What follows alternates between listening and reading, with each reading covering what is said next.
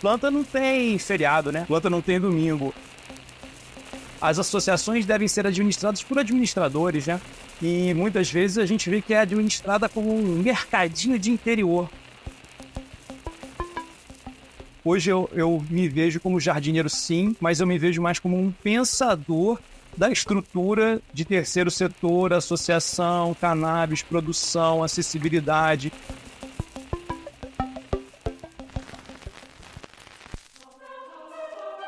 That marijuana is probably the most dangerous drug in the United States.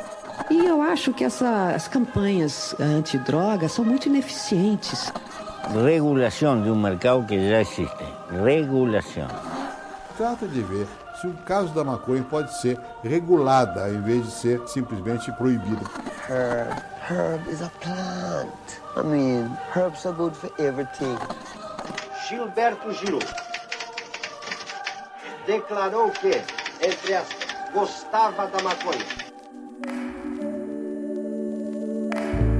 Olá, olá! Eu sou a Anitta Crepe, jornalista especializada em cannabis, e essa é a segunda temporada de Segredos do Ramo, uma série do Cannabis Hoje Pode, com entrevistas sobre empreendedorismo e negócios. Por aqui eu converso com os principais profissionais do ramo, a fim de conhecer os caminhos, as dores e as delícias de trabalhar com essa planta poderosa em uma indústria que cresce rápido, diante de um processo de legalização que já está rolando a todo vapor. A segunda temporada do Cannabis Hoje Pode tem o apoio de USA Hemp, Aleda, Simples Cannabis, Umora e Easy Labs.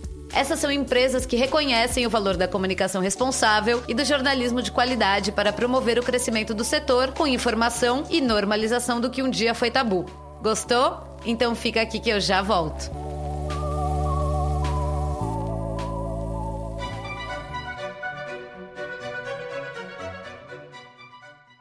O novo produto da Easy Labs, o extrato de cannabis sativa 36,76 mg por ml, já está disponível em quase 4.000 farmácias do Brasil. O novo produto é um extrato completo e contém CBD, THC, CBG e CBN, além de outros canabinoides. A empresa, que tem como um dos seus pilares viabilizar o acesso aos tratamentos de cannabis, lançou esse produto com um valor extremamente competitivo, chegando a ser pelo menos 40% mais acessível do que produtos concorrentes. Quem tem prescrição pode encontrar o produto pelo valor de R$ 282 nas farmácias. As principais indicações baseadas em evidências científicas para produtos de extrato completo são fibromialgia, dor crônica e demências. Em maio de 2024, a Easy Labs assumiu o segundo lugar no ranking de market share de empresas de cannabis medicinal, alcançando 20% de participação de todo o mercado e mais de 7,7 milhões de reais em vendas. A empresa alcançou essa posição apenas 15 meses após o lançamento do seu primeiro produto. Para saber mais, acesse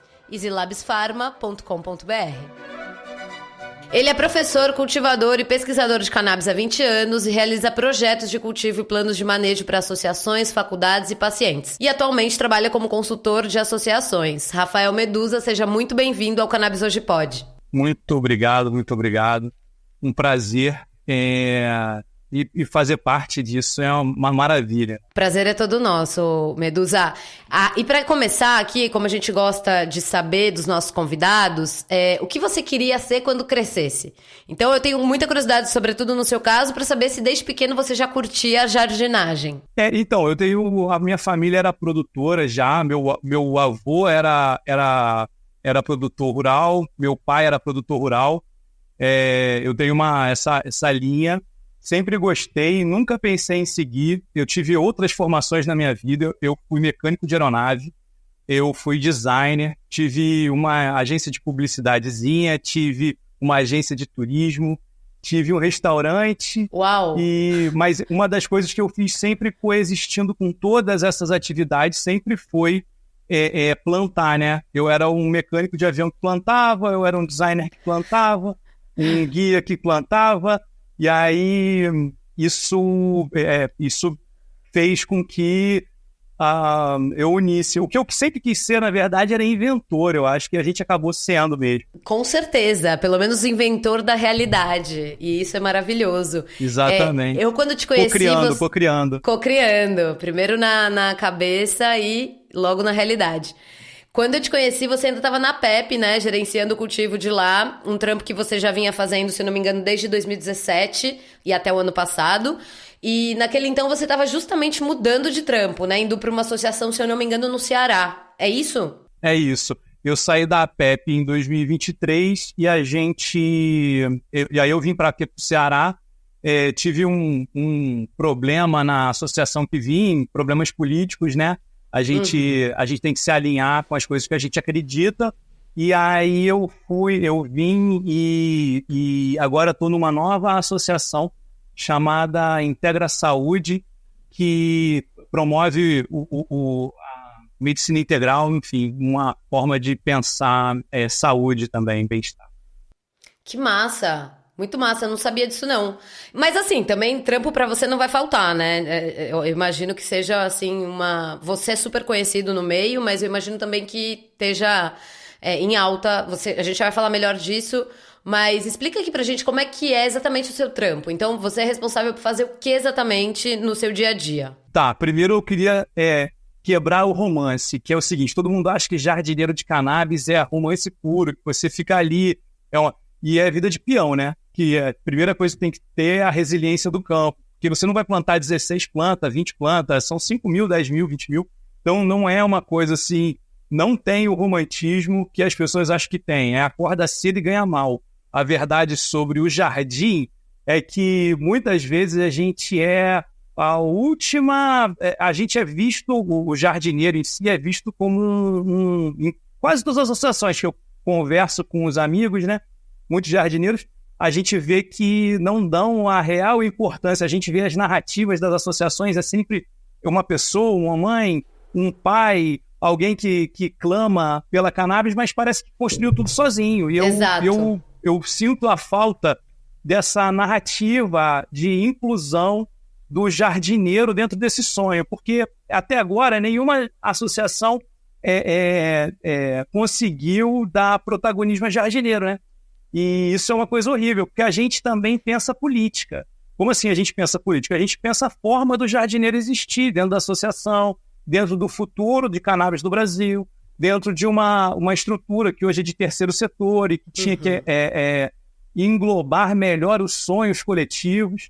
E aí, dentro dessas lutas, assim, que eu digo que a vida do jardineiro não se resume só a jardim. Não, e é um papel fundamental, né? Essencial dentro de tudo isso, né? Desse ecossistema em volta, em torno das associações de paciente. Sim, e a gente não vê esse protagonismo, né? Geralmente são pessoas que ficam isoladas numa fazenda, muitas vezes responsáveis por produção, muitas vezes sem instrumentalização, muitas vezes, enfim... uma das coisas que a gente tenta sempre, e muitos amigos jardineiros, né, e é se instrumentalizar, não perder, todo dia tem publicação nova. Hoje a cannabis é um estudo muito grande, quem tiver disposição tem papel para ler todo dia. Mas aí, assim, você tem folga numa associação, né? Como é que você faz para controlar o que está acontecendo nos seus dias de folga? Como é que é isso? Assim, você falou de acordar muito cedo. É vida de campo, né? Planta não tem feriado, né? Planta não tem domingo. Aí é equipe. A gente, lá na PEP, quando eu estava lá, eram 13 pessoas, né? Incluindo jardineiros, desfolha e trim. Então é uma equipe grande. Ela muitas vezes é uma equipe multitask, assim, faz tudo. E é importante a gente ter isso na cabeça também, que não existe nenhuma formação para cannabis, né?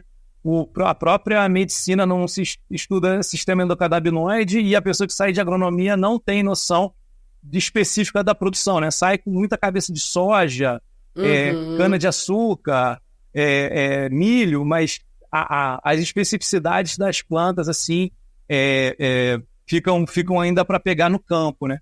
A busca dessa instrumentalização num grupo que tem uma formação de pessoas que não têm uma formação básica até pessoas que têm pós-doutorado, ele faz um tipo de vivência que é muito interessante, tanto para o pós-doutorado quanto para quem não tem formação.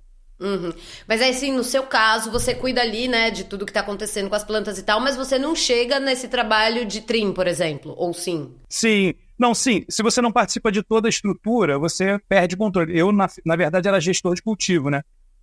Do clone, da semente, até a rastreabilidade, passando... Eu entregava na mão do laboratório. Então, tem que ter noção de tudo. Até porque o cara da trima vai me dizer se eu tenho algum tipo de praga na planta. São os olhos, geralmente o gestor de cultivo que é um olho para tudo mesmo. É digamos assim, acertar a qualidade, né? E qualidade do trabalho, instrumentalização do pessoal. Fica responsável por tabela de trabalho, tabela de quando eu tiro folga e quando alguém tira folga. Na época da PEP já existia essa ideia de trabalhar sábado também. Eu vou te ser sincero, eu tenho uma formação política que me permite ser contra trabalhar mais de 40 horas por semana, tá? Por favor. Eu sou a favor de trabalhar 30 horas por semana. Hoje em dia as associações elas têm uma produção, quem tem produção, né? Tem uma produção que valida a gente ter 30 horas de trabalho, Boa. Valida ter uma equipe maior. Terceiro setor é isso, não existe retirada de lucro, existe toda uma posição política que eu acho que as associações deveriam se amarrar também para dar a qualidade de trabalho para os... Quem é o prioritário dentro da associação? São os associados e os funcionários. Então, assim, muitas vezes eu vejo um foco dentro de outras estruturas das associações que não os associados e os funcionários. Aí não é legal, né? Porque, porra, se você não fizer o funcionário feliz, né? Ou seja, se ele não estiver contente e satisfeito com o ritmo de vida dele, acho que nem vale a pena, né? Terceiro setor é para ir contra o segundo setor, né? Terceiro setor é exatamente para a gente poder desenhar... Repensar. Porque é o seguinte, uma associação que vende, sei lá, 8 mil, que fornece 8 mil frascos por mês, ela tem um income muito bom. Ela consegue pagar bem todo mundo, ela consegue fechar suas contas. Mas o problema hoje é que o protagonismo, não existe alternância de poder, não existe um desenho que a estrutura social do terceiro setor consiga dar essas benesses aos funcionários e melhoria dos associados, que é diminuindo o custo do óleo, do medicamento, conforme você for crescendo na associação. A gente vê o contrário, as associações vão crescendo, os valores vão aumentando e administra-se uma associação... as associações devem ser administradas por administradores, né? E muitas vezes a gente vê que é administrada como um mercadinho de interior. Tem muito espaço para fazer as coisas, então às vezes fica uma coisa meio... Nada contra o mercadinho de interior. Claro. Mas é que, assim, existem formas, mas se você está entrando aí com uma quantidade absurda de dinheiro, de ter uma administração mais fina, pontiaguda, afiada, com o tipo de negócio que a gente está fazendo. Eu não conheço nenhum sindicato que ainda trabalhe pelos trabalhadores da cannabis. Você conhece alguma coisa nesse sentido? Ou pensou em fazer? Exatamente isso. Eu e os amigos estamos tentando, a gente tem um grupo chamado sindicato, só que ainda não formou-se politicamente. Mas é o seguinte, o sindicato é de produtores, né? Porque o sindicato já existe um sindicato de farmacêuticos, já existe um sindicato de todas as áreas. Na verdade, não poderia ser um sindicato de trabalhadores de cannabis. Tem que ser uma área. De coisas... Isso. E como hoje a gente trabalha diretamente no campo, é nesse formato aí. Que massa! Então temos aqui uma premissa. Eu até convido quem tiver se interessar pelo trabalho, tanto associativo quanto sindical, dá uma troca de ideia, porque isso pode somar muito mais os amigos de todas as associações aí, jardineiros, quem trabalha no campo, assim como muitas... isso pode ajudar muito o nosso trabalho no futuro. Até para reconhecimento, né? Para a gente ser validado. Daqui a pouco isso está aberto, daqui a pouco está legalizado, e é importante a gente ter essa orientação aí de grupo. Que massa! E quem tiver interessado, então, em te encontrar, quiser te encontrar, falar com você, você quer deixar um e-mail ou, sei lá, te buscar em outra rede? Se falar comigo no Instagram ou no e-mail, em qualquer plataforma, Rafael Medusa, Rafael com PH, Medusa com Z, só procurar que estamos aí. Maravilha. E, Rafa, eu queria muito entender como foi que você começou a trampar com o cultivo. Então, eu imagino que você cultivava na sua casa, sua própria maconha, e que tinha ali um dom, né? Você via um dom rolando, e também não só o dom, né? Um estudo, uma dedicação para desenvolvimento de melhores técnicas e tal. E aí, de repente, você começou a prestar consultoria. Foi assim ou nada a ver? Foi... Não, então, sempre começa assim, né? Na verdade, é zero dom, foi muita insistência. Na verdade, eu entrei para a APEP porque o meu tipo de comunicação era uma comunicação que destoava um pouco da galera que era grower na época, que tinha uma questão de se não está maximizado é uma merda. E como eu comecei ajudando mães dentro dessa estrutura, eu tentei fazer um sistema de cultivo que fosse mais fácil para manutenção. E aí isso foi me levando à APEP. Qual foi a palavra essa que você usou? Se não fosse maximizado? Porque é o seguinte, você quando está fazendo um cultivo, se você não tem uma produção decente, você é um mau cultivador. E eu entendi que você muitas vezes você na verdade, você não é um cultivador, é uma pessoa que está precisando cultivar. Existe uma diferença entre quem quer e quem tem que. Então, eu descobri que as mães tinham que cultivar. Então, fornecer formas de padronizar a parte do cultivo, do substrato, adubação, manejo, e foi a forma que eu tive para ajudar as pessoas, assim. E assim que eu estava já fazendo esse trabalho, eu fui chamado pela FRJ, lá na farmácia da FRJ, para fazer um projeto indoor, que foi o embrião de trabalhar com a APEP, isso lá em 2016, talvez, 2017. E aí, após o primeiro a Cannabis Amanhã, a gente começou a trabalhar junto com a APEP, plantando numa garagem, e essa garagem virou a fazenda. Uau, que massa a sua história, muito bom, tô adorando te ouvir. Você tem alguma formação clássica, sei lá, em agronomia, ou é mais uma coisa autodidata mesmo? Não, total autodidata, saí da faculdade de todas que tentei fazer, já fui para engenharia aeronáutica, já fiz design, já fiz marketing, já fiz uma porrada, mas eu tenho, como é que eu descobri a cannabis, né? Eu tenho TDAH, eu tenho depressão, ansiedade, tudo que vem carretado aí na nossa geração.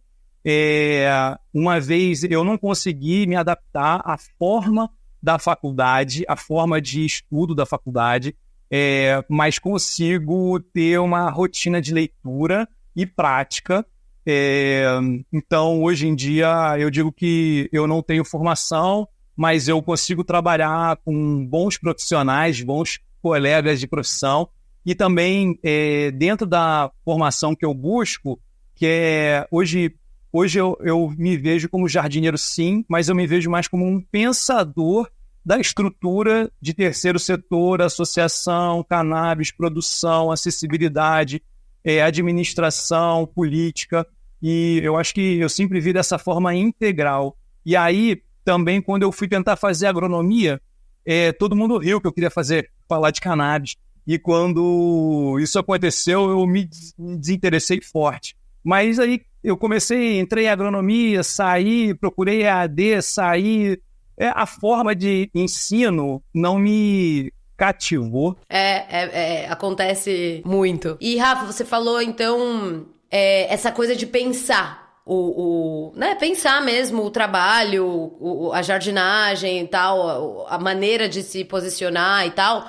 Você tem alguma inspiração de algum modelo de fora? Tem alguma coisa assim, alguém ou algum lugar que te inspira para pensar isso? Os pensadores que eu mais uso, digamos assim, eles não são de jardinagem, né? Eles são pensadores políticos mesmo. Uma estrutura institucionalista, leitura de gente que libertária, né? Eu acho que jardinagem sem pensar libertariamente é só brinquedo é só jardinzinho, né? Não, Eu acho que a jardinagem, eu acho que a maconha, ela é a ferramenta, né? E eu acho que a gente consegue fazer muita coisa com essa ferramenta. Mas fala assim, sei lá, um nome ou 2 nomes pra quem estiver ouvindo e quiser também buscar referências, assim, fodas. Tá. Noam Chomsky, por exemplo, eu tenho muito mais inspiração lendo Noam Chomsky para jardinagem ou para pensar terceiro setor do que lendo... É claro que existe a literatura que a gente foi acostumado na cannabis, né? Cervantes, Rosenthal, as pessoas que entraram com isso, muita literatura cinzenta, muita literatura que hoje em dia é considerada piada, mas que quando eu comecei, que só tinha mato na internet, era a nossa forma de pensar, era a nossa forma de desenhar isso, né? De jardineiros amadores que se achavam profissionais a jardineiros profissionais que escreviam como amadores. Hoje a gente vê outra coisa, a gente vê um conteúdo mais coeso, professores maravilhosos que na Califórnia, no Canadá, pessoas que têm uma publicação realmente... e leio muita publicação, né? Aí de várias pessoas. Mas eu todo dia leio uma publicação de cannabis, é uma coisa que eu botei pra minha vida, assim. Que foda, tem que seguir nessa linha pra, né, enfim, continuar liderando isso como você tem feito. E, Medusa, se tiver alguém escutando esse episódio pensando, puxa, adoraria ser jardineiro, cultivar profissionalmente, e eu tenho certeza que tem muita gente considerando isso, o que você diria pra essas pessoas, né? Por onde elas devem ou podem começar? O que você gostaria de ter sabido ou de ter visto mais claramente antes de começar a trampar com isso? Tá, eu acho que é procurar instrumentalização, não é porque eu não tenho a faculdade de agronomia que não seja necessário, mas lembrar que um cultivo tem um agrônomo, né? Eu tinha, 13, 14 funções na fazenda e um agrônomo. Então, assim, o agrônomo também tem um lugar muito específico no trabalho. Os técnicos de agrícolas e ter noção de que é um sacerdócio a cannabis, né? Que você vai ter um trabalho, enfim, que a planta te dá todo o material para trabalhar, mas também te cobra muito. Ter a resiliência do cultivo, né? E gostar do que faz, assim, cogitar a hipótese que você não vai ser você não vai trabalhar sozinho, tem que melhorar as capacidades de grupo, né, de gestão de grupo, tem que... se eu falar para você que o que mais me ajudou dentro da estrutura foi ser bem quisto pelo grupo e ter uma voz à frente do grupo para poder fazer o direcionamento foi mais importante do que isso, porque senão a gente teria se perdido no caminho. A PEP teve um crescimento, não só por minha causa, mas também por causa do Diogo, o Caverna, por causa do Ciro, pessoas que tinham noções muito avançadas também para a implementação, sabe? A gente tem que lembrar que ninguém faz nada sozinho. E como eu te falei, buscar o protagonismo sozinho é um problema que eu já vejo nas associações. A gente tem que dividir o protagonismo. Acho que só entre nessa brincadeira se estiver disposto a dividir protagonismo. Maravilhoso. Então, bom. Eu vou puxar agora para o intervalo rapidinho e logo a gente está de volta. Oi, pessoal! Volta e meia eu falo aqui da Umora pra vocês, né? Pra quem ainda não conhece, a Umora é uma marca de cannabis medicinal pro dia a dia. Quando a gente ouve falar de cannabis medicinal, a primeira coisa que geralmente associamos é o quanto essa milagrosa planta tem ajudado em doenças crônicas, como Parkinson, epilepsia, Alzheimer e por aí vai. Mas a Umora atua de uma outra maneira, com um olhar preventivo para aliviar a TPM, a enxaqueca e dores musculares, além de aumentar a libido e a imunidade e ainda garantir aquele sono das deusas. Como estamos no Brasil, mesmo que os produtos da Umora sejam livres de THC, você vai precisar fazer uma consulta médica para importar os produtinhos. Mas a boa nova é que esse processo, que antes demorava em média 20 dias, agora dura 20 minutos. Isso só é possível se você baixar o aplicativo da Bliss, BLIS, e fizer tudo por lá, pedindo por Umora no chat. Faça sua consulta na Bliss, com médicos renomados, e agilize o processo de levar a Umora para sua casa. Umora é o princípio ativo do bom humor. Para saber mais, é só seguir o @me.umora ou @me.umora.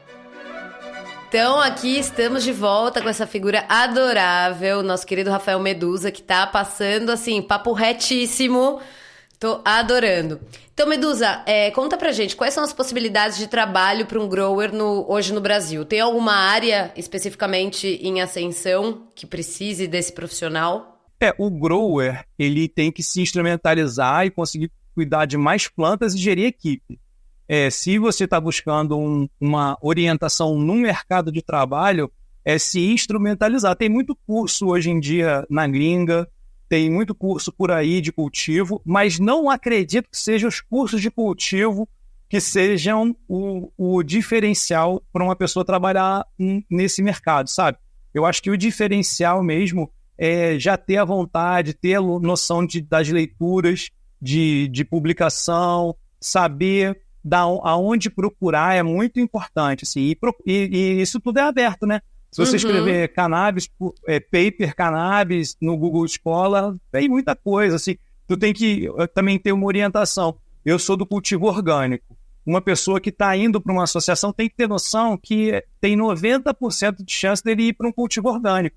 Então, assim, não ter noção das interatividades do meio orgânico também é uma coisa muito difícil para você começar a pegar do zero. Assim. Então, comece a estudar o orgânico, comece a estudar relações da planta com o meio ambiente. Você não vai plantar indoor, você não vai usar HPS, você não vai usar quantum board, você vai ter que fazer um cultivo que é onde o grama da planta vai ter que bater no máximo R$2. Para fazer óleo, não é... Para você fazer óleo, você não pode gastar as fortunas do cultivo indoor, você não pode ter as demandas de produção do cultivo indoor, sabe? Tô cheia de dúvida em relação a isso, mas a gente vai ter que gravar um outro podcast só para falar de cultivo, e isso já tá chegando também, já tá vindo de caminho. Hoje a gente vai se concentrar aqui mais na sua experiência, mas eu tô cheia de curiosidade. E, Medusa, em qual cenário você considera a profissão grower, que essa profissão vai expandir no Brasil, né? Você acha que a gente está perto disso? Por exemplo, no processo que está correndo no STJ, que vai decidir sobre se as empresas de cannabis para fins industriais ou medicinais vão poder ou não plantar em território brasileiro. Então, por exemplo, se decidirem que sim, de uma hora para outra, meio que bomba, né, essa demanda por growers. É meio bomba, mas eu estou te dizendo... É uma contratação de salário mínimo. As pessoas não dão valor para o jardim. Vai ser um agrônomo sendo pago... um agrônomo... a gente está falando de indústria, né? A indústria não tem piedade. A indústria visa lucro. Então, a história se você é grower e pretende trabalhar para a indústria, tenha noção que você vai ser você vai ser o último... Você vai ser o peão da indústria da montagem. Porra. Então, assim... Por isso que porra, eu também acho. Mas você tem que ter uma noção que você tem que sindicalizar-se para não chegar ao nível de sucateamento das outras profissões. Exigir piso mínimo, porque o dia que tiver indústria aqui, a parada vão te pagar o mínimo possível, vão te dar o que tem que ser dado e reze para não trabalhar para o PJ. Então, assim, eu não vejo a solução, eu não vejo como as grandes empresas. Eu vejo a solução fazer um caminho um pouco diferente da Califórnia, que os bruxão estão sempre plantando. Os bruxão nunca deixaram de plantar, os bruxão estão lá vendendo. Sim. E a indústria é quantitativa e os bons são qualitativos. Treine para ser bom, para você bater de frente com um mercado não quantitativo, mas qualitativo, né? Boa. E é muito louco, porque assim, eu nunca pensei que fosse tão sucateado assim, por conta do primordial trabalho de vocês. Não, o trabalhador de soja é um trabalhador da commodity. Quando se tem um pensamento capitalista, não se tem esse pensamento da divisão, de entendeu? Valorizar, você né, mesmo? Você vende sua mão de obra ali, você vai vender suas 8, 9 horas por dia, e é isso, você vai fazer a função que foi dada. Muitas vezes, dentro de uma estrutura dessa, o cara que faz clone, ele nunca vai para floração. Às vezes é tão segregado que é fordista. E você não tem noção da estrutura, entendeu?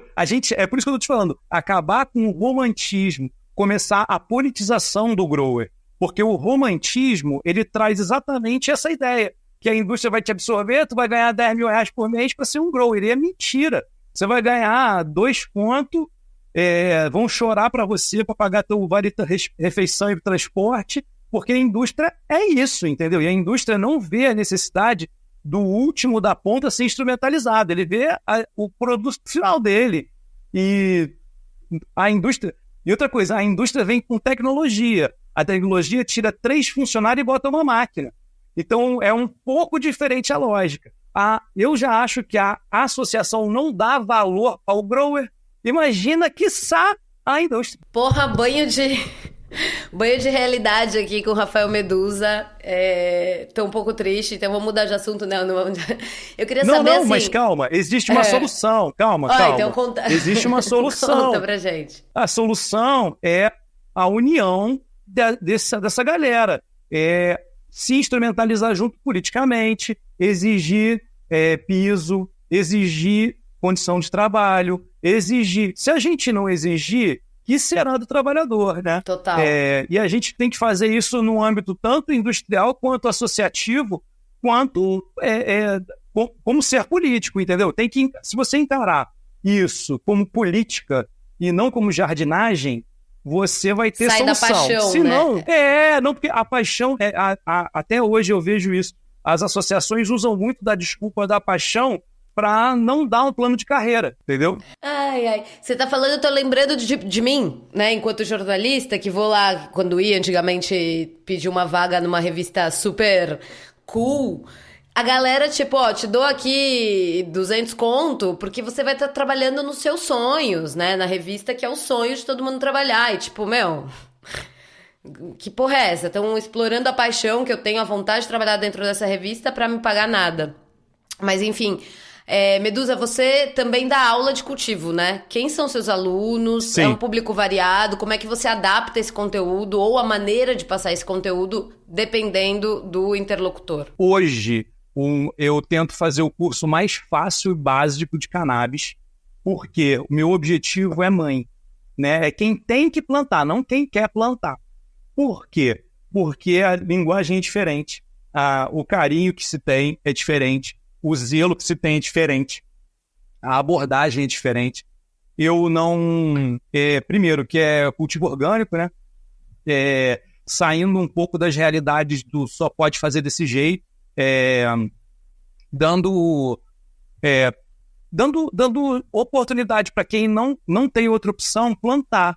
E foi assim que eu acho que a minha didática foi indo. Hoje em dia eu já tenho até pessoas, tipo, até agrônomos dentro dos cursos, mas uns cursos mais avançados que aí a gente faz tipo grupo de estudo, né? Uhum. Mas é muito mais voltado. O meu tipo de aula, ela é mais voltada para a pessoa leiga, porque eu acho que são os mais enganados do mercado canábico, entendeu? Porque nem existe mercado canábico, e aí as pessoas acabam caindo dentro de uma história de tem que ser de um jeito, gastam muito com instrumentos desnecessários, e aí eu venho para trazer essa coisa barata. E outra coisa, eu estou no interior do Ceará.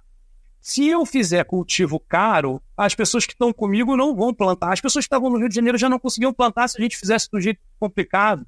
Então, assim, a gente tem que se adequar, sou eu que tenho que me adequar ao público, entendeu? Eu vi aqui, por exemplo, dificuldade de arranjar algum tipo de insumo.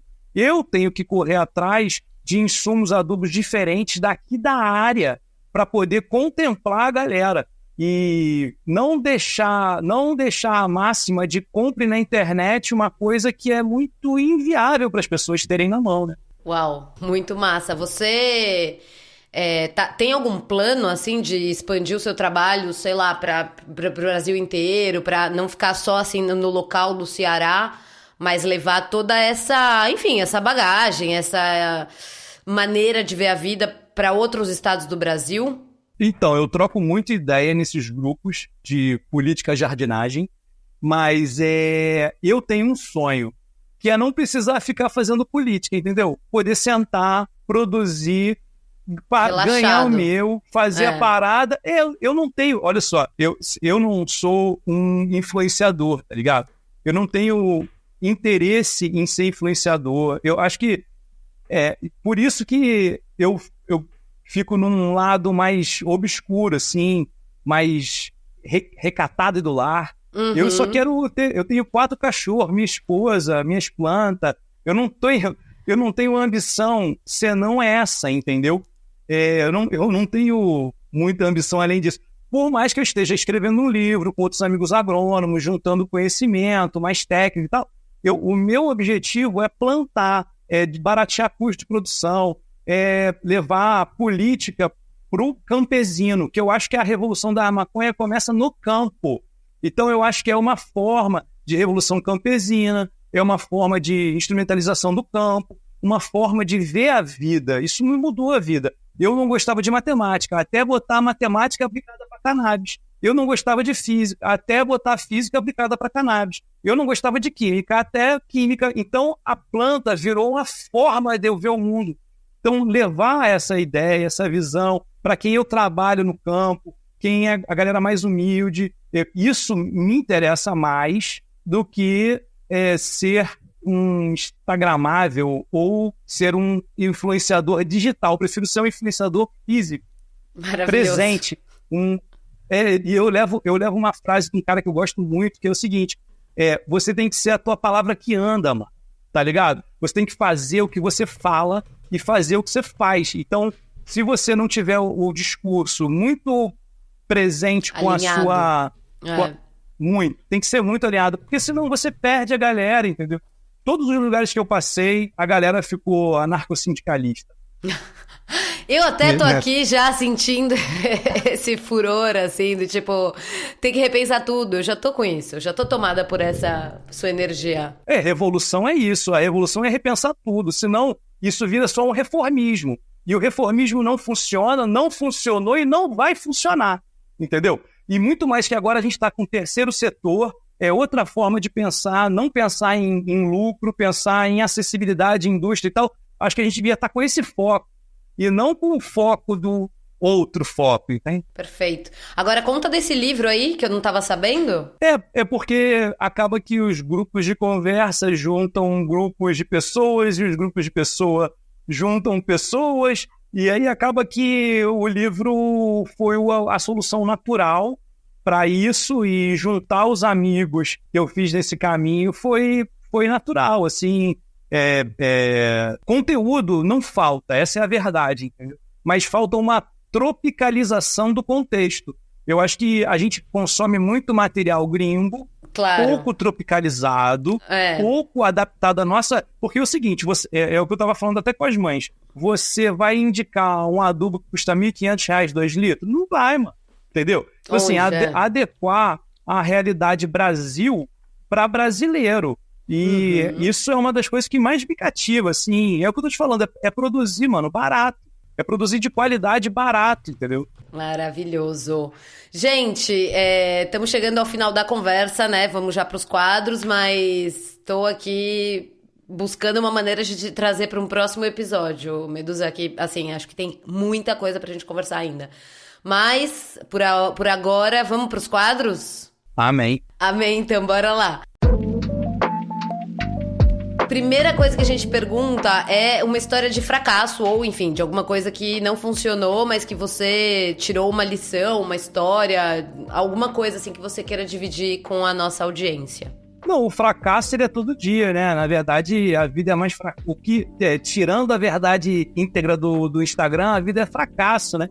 Aí, fracasso é a gente não poder plantar legalizado, fracasso é a gente, às vezes, ter que botar a cara. Fracasso é a gente, às vezes, lidar com pessoas de má índole dentro da estrutura, porque uma pessoa que vai querer trabalhar com a associação vai lidar com isso. Eu me lidei com isso aqui, com pessoas péssimas, mas também lidei com pessoas ótimas. O fracasso, ele talvez não apareça tanto, mas ele está mais presente e é um professor melhor, pelo menos nessa vivência que eu estou tendo aqui. Foi o fracasso que deu certo. Fracasso também é formador de caráter, né? Total. E outra coisa, se você estiver disposto a ser fracassado para não se curvar, você tá certo pra caramba. Entendeu? É isso. É isso. E então tá, amanhã legalizou. E agora? O que muda na sua carreira? Nada. Nada? Nada, porque a indústria não vai ter interesse em me contratar. Sou politizado, chato pra caralho. Entendeu? Eu sou... Não sei. Eu sou pra indústria... eu sou pra indústria um problema. Pergunta pra qualquer RH se ele quer um revolucionário. Não quer. O RH é gerido por outras máximas. Mas eu acho que o que vai melhorar para as pessoas? Vai ter uma chance de trabalho, vai ter uma oportunidade. Mas é o que eu te falei, a indústria está interessada com vários... A indústria é um espectro. E aí você ou se adapta no espectro ou não tá no espectro. Né? Mas você acha que você não pode incidir na mudança desse espectro? Então, eu acho muito difícil interagir com a mudança do segundo setor. Eu acho que eu posso interagir com a mudança do terceiro, mas o segundo setor já está muito instrumentalizado no capital mesmo. É no capital, e é no lucro, e é no coisa. O dia que a indústria farmacêutica vier para cá, ele vai trazer mão de obra. Nem eu pelo menos, acho que, igual em vários lugares, se você for em Portugal, a mão de obra que começou a plantar em Portugal, nem portuguesa era. Sim. Isso, entendeu? Ou senão vai dar os cargos de gerência, gestão e tudo para os gringos e a gente vai ficar ser catador. Tá. Entendeu? Não, beleza. É isso. Mas a gente é catador, né? Mas assim, tipo, sei lá, legalizou. Você não fica afim de criar uma... Não sei, de abrir um dispensário, de abrir uma marca de erva com o seu nome, sabe? Tipo, a gente saber que é aquela erva de qualidade e tal. É o que eu falei, né? Os bruxão na Califórnia estão plantando para bater de frente, mas é isso, 100 plantas, 500 plantas, 1000 plantas. Enquanto a indústria está com 200 mil plantas, você está com 1000. É outra forma. E outra coisa, eu quero ter minha fazenda para criar meus cachorros, meu cavalo... tá ligado? Eu não tenho... é isso. Eu tenho a fazenda a cannabis é uma forma de eu existir, mas não é a única forma, e também se viver para isso também vai perdendo tempo. É isso. É muito isso. Então, o terceiro quadro, Cannabis Indica. Então, a gente pede uma indicação sua de alguma coisa. Pode ser um conteúdo, pode ser uma pessoa, pode ser um paper, enfim, alguma coisa que você indica pra nossa audiência relativa a cannabis. Tá. Traduziram um livro que pra mim foi muito importante, do Steve D'Angelo, que é o Manifesto da Cannabis, lá pela editora Vista Chinesa. É um livro que mexeu... Quando eu li, eu achei muito interessante. Enfim, quero pegar essa versão traduzida para ver como é que tá. Ainda não li a versão da Vista, mas como eu li o Mila Hashquin, achei lindo. Não, li o traduzido. Aí também tem outros livros que eu acho interessante, que estão saindo também pela Vista Chinesa. Métodos de extração, e eu acho que é isso, tem que focar no mercado nacional de produção de conteúdo bom. Outras coisas, paper, não parar de ler sempre. Tem formas maravilhosas de você buscar isso, internet, desde do meio mais fácil, né, que é o Google, até as páginas especializadas em publicação. Também tem alguns nomes que, quando a gente procura, a gente busca e acha esses nomes. Deixa eu te falar. Guias de cultivo também, de vários profissionais. Isso que foi que formou a gente, né? E é isso. Eu acho que é uma leitura um pouco mais política, talvez, mas é uma leitura que... eu acho que o manifesto do D'Angelo deve ser também tropicalizado. Acho que a gente também tem que escrever um manifesto da maconha aqui. Isso a leitura dele para a gente poder abrir a cabeça e pensar que aqui é Brasil e precisa dessa adaptação. Estou absolutamente impactada com essa entrevista. Um prazer. Volte sempre, Rafa, e mano, tamo junto. O que você precisar, as portas do Cannabis hoje estão abertas. É só chamar. Então, aqui, antes da gente ir embora, quero te pedir os contatos. Então, como é que as pessoas te encontram? Quais são seus arrobas? Eu sou pouco digital. @Rafael Medusa, PHIZ. E é isso, é só entrar em contato que a gente segue contato, né? Porque eu te falei, eu não tenho essa interatividade toda. Até para falar com você hoje, microfone, computador, eu não sou muito do digital, não. Mas deu muito certo. Amém. É isso. Bom, espero que as pessoas te encontrem, já que você está vivendo a vida real do lado, né, do offline, que tá fazendo muito certinho. E espero que as pessoas te encontrem aí no digital também, porque você é uma pessoa que a gente precisa ter por perto. Então, obrigada novamente. Obrigado a vocês aí, pô, muito obrigado mesmo. E quero deixar claro que eu quero participar dessa feira do ano que vem ser maior que a Expo... a Expanabis. E eu acho que é isso mesmo, cara. Eu li isso e é isso. Eu acho que a chance aqui é muito melhor para a produção. Eu já tive no Rio de Janeiro, já tive no interior de São Paulo, já tive em Pernambuco, Paraíba. Meu irmão, todos os lugares é sinistro para plantar. Tem que plantar, cara. Tem que plantar. É isso. Beijinho.